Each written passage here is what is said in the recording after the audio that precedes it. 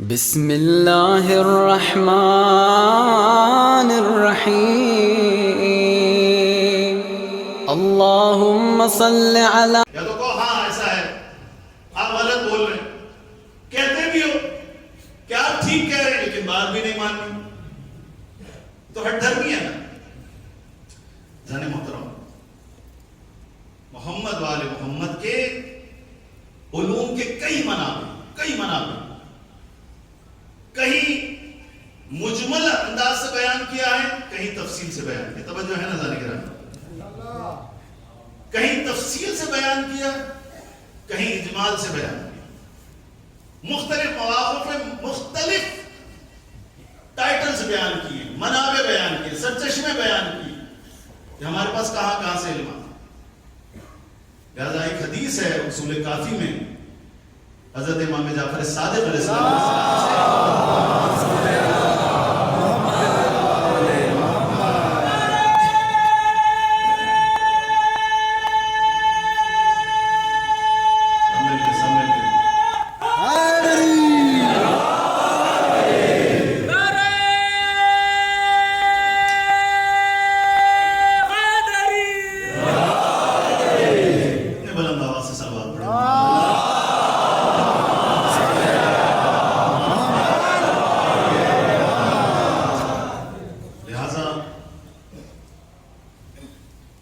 کافی کی حدیث کہتی ہے چھٹے امام سے شخص آیا اور اگر پوچھا کہ مولا آپ کے علوم کے منابع کیا ہیں، فرمایا عندنا علم غابر ومزبور ونقط فی القلوب ونقر فی الاسماء، اور فرمایا کہ عندنا الجفر الابیض والجفر الاحمر وعندنا صحیفہ فاطمیہ وعندنا صحیفۃ امیر المومنین۔ اللہ صلوات بھیجیں محمد والے۔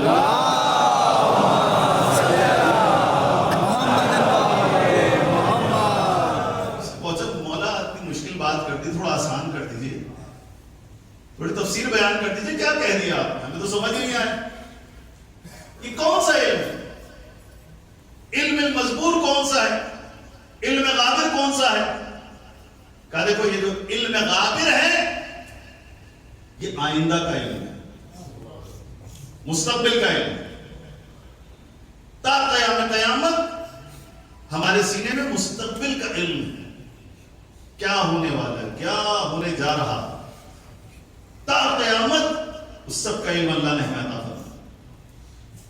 فرمایا مولا علم مزبور کیا ہے؟ کہا کہ علم مزبور ماضی کا علم ہے، ماضی کا علم۔ کب سے ماضی کا علم ہے؟ حضرت آدم تک نہیں بھائی، حضرت آدم سے بھی پہلے، اس سے بھی پہلے، جب سے اللہ نے رسول کے نور کو خلق کیا ہے اور اس کے وسیلے سے آل محمد کے نور کو خلق کیا ہے اور پوری کائنات کے نور کو خلق کیا ہے، اس سب کا علم آل محمد کے پاس ہے۔ بھائی جس کے سامنے پوری کائنات تخلیق ہوئی ہو، پہلے تو آل رسول تھے نا، پھر بعد میں کائنات خلق ہوئی، ان کے سامنے خلق ہوئی، تو وہ ماضی کا علم جانتے ہیں۔ اور کہا کہ مولا یہ نقط فی القلوب کیا ہے؟ یہ کیا ہے جو قلب کے اندر آپ کو دیا جاتا ہے علم؟ کہا کہ یہ الہام ہے، الہام، ہمیں الہام کیا جاتا ہے۔ اللہ اکبر۔ فرمایا مولا یہ جو آپ نے کہا کہ وَنَقْرٌ فِي الْأَسْمَاءِ، کانوں میں کہا جاتا ہے، ہمیں کانوں میں ہمیں علم دیا جاتا ہے، کہا کہ یہ تحدیث ملائکہ ہے۔ اللہ اکبر۔ یہ ملائکہ کی گفتگو ہے جو ملائکہ ہمارے کانوں میں آ کر کرتے ہیں۔ یہ بھی ایک منبع ہے علم کا کہ فرشتے آل رسول پر نازل ہوتے ہیں اللہ کے حکم سے اور اتر کر آل محمد کو علم عطا کرتے ہیں اللہ کی طرف سے۔ اور یہاں بار بار میں عرض کر چکا ہوں، فرشتوں کے نازل ہونے کا مطلب یہ نہیں جو ہمارے اوپر الزام لگایا جاتا ہے کہ یہ ختم نبوت کے مخالف ہے. نہیں، ہم ختم نبوت کے نہیں، ہم سب سے بڑے ختم نبوت کے حامی ہیں. اور جن لوگوں نے ختم نبوت کے خلاف کوئی تحریک چلائی تھی تو اس کے سب سے بڑے مخالف ہم آل محمد کے چاہنے والے تھے. ہم نے سب سے بڑا اسٹینڈ لیا تھا. اور اب کہو یا نہ کہو، ہم خود اپنا ایمان یہ سمجھتے ہیں کہ اگر کوئی ختم نبوت کا ماننے والا نہ ہو وہ مسلمان نہیں ہے. لہذا فرشتہ نازل ہونے کا مطلب یہ نہیں ہے کہ آپ کہو جناب وحی نازل ہوتی ہے. اللہ نے تو کہہ دیا ختم نبوت ہو گیا، اس کے بعد کوئی وحی نہیں آئے گی، کوئی فرشتہ نہیں آئے گا. نہیں، ذرا محترم عرض کر چکا ہوں کہ وحی کی کئی اقسام ہیں. فرشتہ فقط نبی کے اوپر نازل نہیں ہوتا، اور لوگوں پر بھی نازل ہوتا. قرآن نہیں پڑھتے کہ حضرت مریم پر فرشتہ نازل ہوا تھا یا نہیں ہوا تھا؟ بولے بھائی، فرشتہ نازل ہوا تھا. وہ نبی تھی؟ کوئی نبی تو نہیں تھی. تو اسی طرح سے ذات محترم ائمہ معصومین علیہ السلام بھی چونکہ اللہ کے نمائندے ہیں زمین خدا کے اوپر، مخلوق خدا کے اوپر، لہذا اللہ اپنے علم کو، اپنی ہدایات کو فرشتوں کے ذریعے سے ان تک پہنچاتا ہے. پوچھا کہ مولا یہ جفر الاحمر والجفر الابیض کیا ہے؟ فرمایا کہ یہ پچھلے انبیاء کا علم ہے. 1,24,000 انبیاء، ان سب کا علم اس جفر الابیض اور جفر الاحمر میں ہے. چمڑے کا ایک تھیلا ہے، اس کے اندر تمام انبیاء کا علم ہے. اور فرمایا نہ صرف انبیاء کا علم بلکہ ان کے اوصیاء کا علم، بلکہ بنی اسرائیل کے علماء کا علم جو اس زمانے میں علم موجود تھا، وہ سب کا سب ہمارے پاس موجود ہے. اللہ اکبر.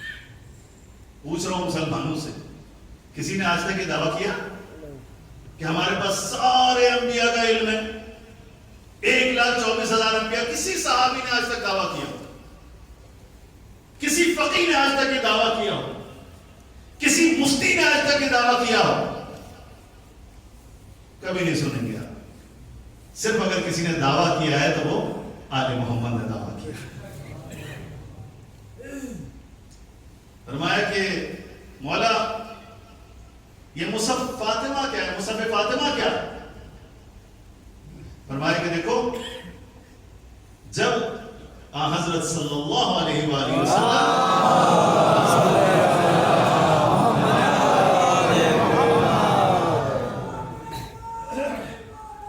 علی مولا، علی مولا،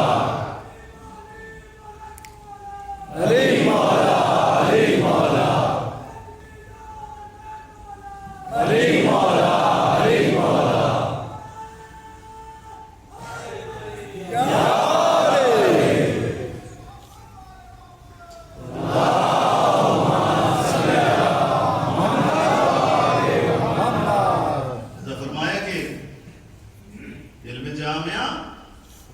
مصحف فاطمہ یہ کیا ہے؟ جب حضور کی رحلت ہوتی، پردہ فرما جاتے ہیں دنیا سے، جناب زہرا بڑی مغموم تھی، معصوم تھی، گریا کرتی تھی. اور ظاہر ہے جو مسائل ٹوٹے تھے جناب زہرا کے اوپر، اور جو کچھ مسائل ان کے سامنے تھے، ان کی اولاد کے سامنے، جناب زہرا کو تو معلوم تھا، گریا فرماتے تھے.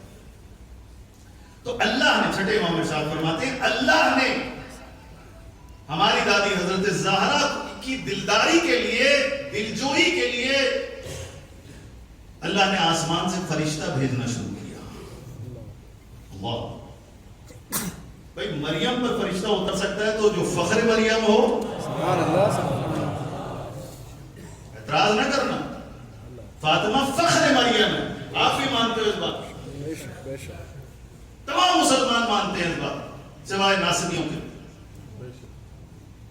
اللہ نے جناب سیدہ کی دلجوئی کے لیے، دلداری کے لیے آسمان سے فرشتہ نازل کرنا شروع کیا.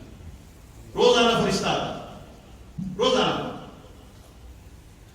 اور جناب زہرا کو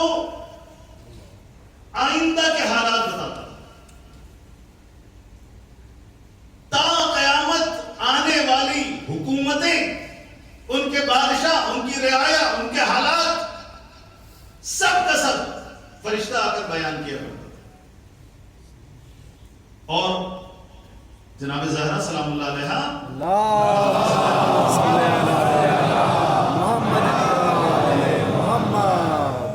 کیا کرتی تھی؟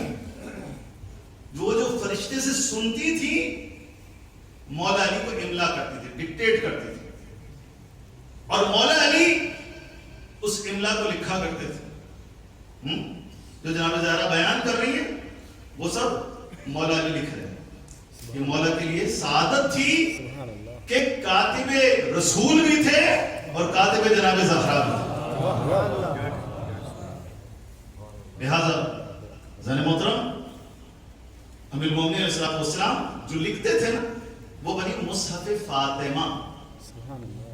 اب مصحف قرآن کو بھی کہتے ہیں نا، توجہ ہے نا زن گرم، مصحف قرآن کو بھی کہتے ہیں، یہاں عرب میں بھی میرے خیال کافی معروف ہے، مصحف قرآن کو کہتے ہیں۔ تو یہاں بھی یعنی دشمنوں نے ہمیشہ دشمنی کی ہے، افسوس کے ساتھ کہ جو بغض علی ہے، بغض اہل بیت ہے، ہر جگہ اس کا اظہار ہو۔ کہا گیا مصحف فاطمہ یا مصحف علی کہا گیا، تو کہنے لگے دیکھو بھائی شیعہ تو ایک اور قرآن کے دعوے دار ہیں، کسی اور قرآن کو مانتے ہیں، مصحف فاطمہ کو مانتے ہیں، مصحف علی کو مانتے ہیں، یہ تو مصحف خدا کو نہیں مانتے، قرآن مجید کو نہیں مانتے، ان کی اپنی کتاب ہے مصحف فاطمہ۔ نہیں اذان محترم، چھٹے امام ارشاد فرماتے ہیں کہ دیکھو یہ جو مصحف فاطمہ ہے، صلوات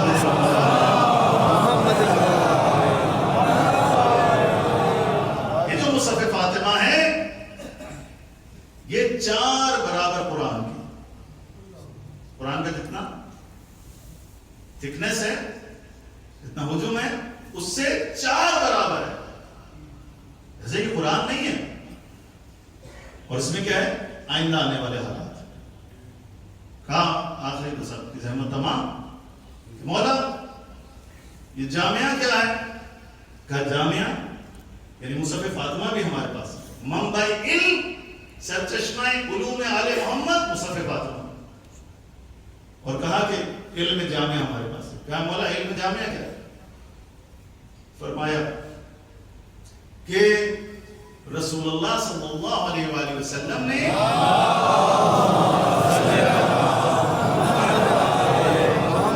مولا علی علیہ السلام کو حلال و حرام کے تمام مسائل کا علم عطا کیا، اور علی کیا کرتے تھے؟ اسے لکھ لیتے تھے، رسول ڈکٹیٹ کرتے تھے، املا کرتے تھے، اور علی اسے لکھا کرتے تھے، ٹھیک ہے، تا قیامت۔ پھر امام نے ایک ہلکا سا یہاں پہ انگلی کا نشان بنایا، تھوڑا سا لال ہوا، کہا کہ حتی عرش الخدش، کہ اس کے اندر یہ جو تھوڑا سا لال ہوا ہے نا، اس کا حکم بھی اس کتاب جامع میں موجود ہے۔ اتنے تفصیل کے ساتھ موجود، پوری کی پوری فقہ ہے، محمد ہمارے پاس ہے، اس کا سارا علم ہمارے پاس ہے۔ حضرت تا قیامت بشریت کو جتنے احکام کی ضرورت ہوگی وہ سارے احکام ہمارے پاس موجود ہیں، اس کا علم ہمارے پاس موجود ہے۔ بدنصیبی ہے انسانوں کی، مسلمانوں کی، صاحبان ایمان کی، جو دعوے دار ہیں کہ ہم صاحبان ایمان ہیں، کہ آپ نے آگے رسول کو اس طرح سے تنہا کیا، اس طرح سے انہیں دیوار سے لگانے کی کوشش، اس طرح سے کینہ و بغض کا اظہار کیا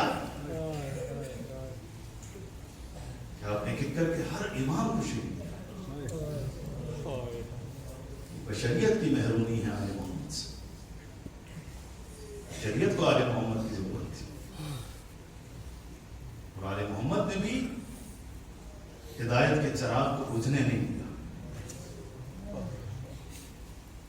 حسین جد کا مدینہ چھوڑ کر کربلا گئے تاکہ چراغ ہدایت جل سکے۔ یزید اس چراغ ہدایت کو بجھانا چاہتا تھا، عزیزداروں،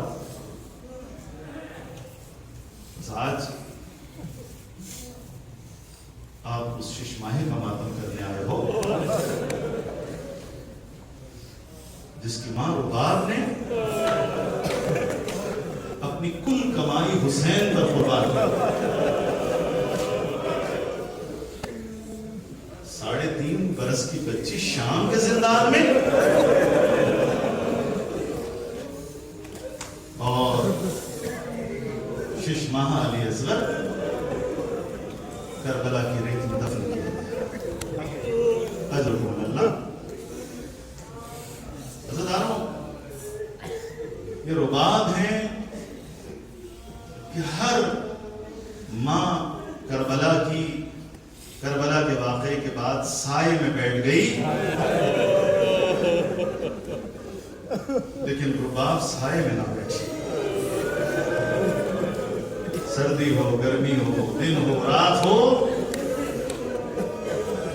رباب ہمیشہ سورج کے نیچے، تبتی دھوپ کے نیچے. جب پوچھا جاتا تھا رباب اب بس کر دیجئے، بس کر دیجئے، اب سائے میں چلی جائیے. واقعی کربلا کو سال گزر گیا ہے. جانتے ہو جو ماں یہاں بیٹھی ہے جن کے گودوں میں چھوٹے چھوٹے بچے ہیں،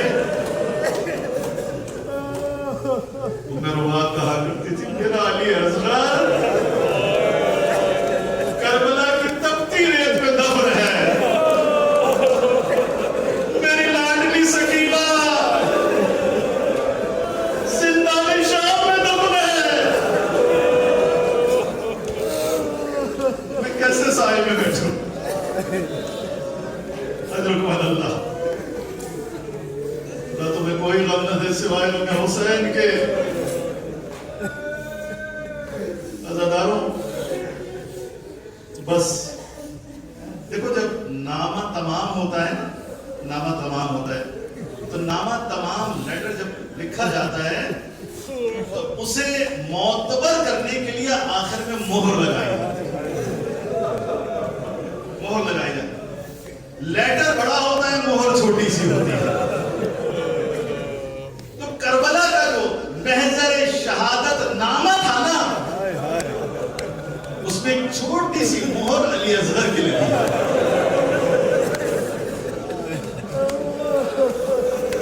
تاکہ کربلا معتبر واقع ہو سکے. اگر علی اصغر نہ ہوتے تو کربلا معتبر نہ ہو سکتا. کربلا کے میدان میں علی اصغر کا بہت بڑا کردار ہے. آج بھی حسین ابن علی کی طرف لوگ متوجہ ہوتے ہیں، اس کا ایک سبب علی اصغر کی مظلومیت ہے. علی اصغر باب الحوائج آج مانگنے کا دل ہے. یہ چھوٹے چھوٹے بچے ہیں، میں اپنی بہنوں سے کہتا ہوں، ماؤں سے کہتا ہوں، بچیوں سے کہتا ہوں، بڑے ادب و احترام سے بیٹھنا. اللہ جانے کس کے برابر میں اصغر کی ماں آ کے بیٹھے.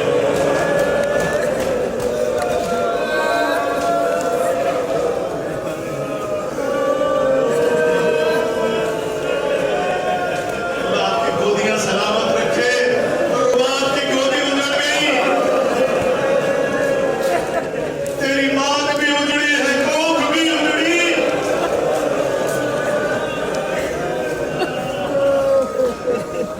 اجرکم اللہ. عزیزانو، بس حسین میدان کربلا میں اکیلے کھڑے ہیں. شہداء کی لاشیں میدان کربلا میں پڑی. حسین کے پاس بس آخری ننھا سا مجاہد بچا ہے، اور حسین نے ایک دفعہ صدائے استغاثہ بدل کی.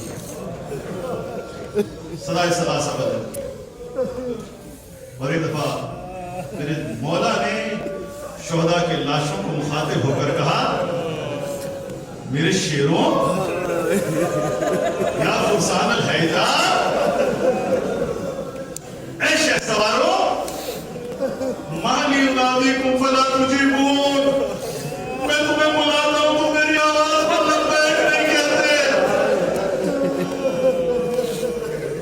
کیا ہو گیا ہے تمہیں؟ ایک ایک کے نام لے رہے ہیں، حبیب ابن مظاہر، مسلم ابن اوسجا، ایک ایک کے نام لے رہے، خود ہی مولا کہے ہاں موت نے تمہارے اور ہمارے درمیان فاصلہ ایجاد کر دیا، اس لیے تم میری بات پر جواب نہیں دیتے۔ حضرت بس میرے مولا نے صدائے استغاثہ بلند کی، حل من ناصر ینصرنا، اے کوئی جو مجھ غریب کی مدد کرے، حل من مغیث یغیثنا، حل من ضاب یصب عن حرم رسول اللہ، ارے کوئی ہے تو چادر زینب کا دفاع کرے۔ اجرکم اللہ۔ عزاداروں کہتے ہیں 2-3 واقعات ہوئے، جب حسین نے صدائے استغاثہ بلند کی نا تو ایک دفعہ لاشائے شہداء میں تھر تھری پیدا ہو گئے۔ کوئی زبان حال سے کہہ رہا مولا اگر موت نے ہمیں اجازت دی ہوتی ہم آپ کی نصرت کے لیے آتے۔ دوسرا واقعہ یہ ہوا کہ جیسے ہی مولا نے صدائے استغاثہ بلند کی ہے نا، سید سجاد نے ایک نیزہ پکڑا، خیمے کا دروازہ اٹھا، سید سجاد آگے بڑھے، حسین نے دور سے دیکھا، کہا بیٹا کیا چاہتے ہو؟ کہا بابا آپ کی صدائے استغاثہ نے میری گردن کی رگیں توڑ دی ہے، میں آپ کی مدد کے لیے آنا چاہتا ہوں۔ کہا بیٹا تو بیمار ہے، حجت خدا ہے، تو بیمار ہے، اس سے میری نسل آگے بڑھنی ہے، امامت کی نسل آگے بڑھنی ہے، مشیت الہی نہیں ہے۔ اور تیسرا واقعہ یہ ہوا کہ ایک کنیز، جب مولا نے صدائے استغاثہ بلند کی نا تو ایک کنیز دوڑی دوڑی آئی مولا کی طرف۔ مولا نے کہا کیا بات ہے؟ کہا مولا اصغر نے اپنے آپ کو چھونے سے گرا۔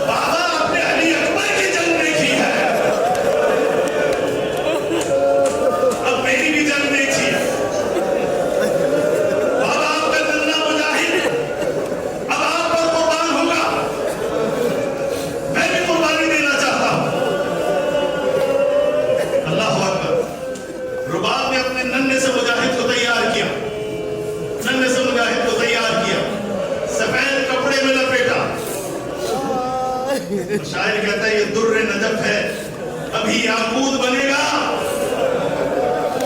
در نجف سفید ہوتا ہے، یاقوت سرخ ہوتا ہے، یہ در نجف ہے، ابھی یاقوت بنے گا، جس جھولے میں کھیلا ہے وہ تابوت بنے گا۔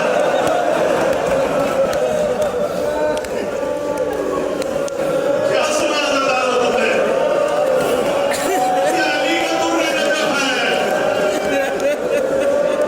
جو یاقوت بننے جا رہا ہے، اور رباب تیرے اصغر کا جھولا تابوت بننے جا رہا ہے۔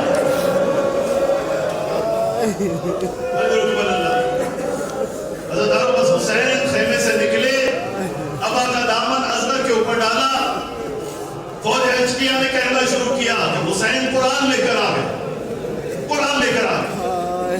واللہ یہ نعت قرآن کا ایک پارہ ہے، ایک پارہ ہے، اصغر قرآن لے کر آئے۔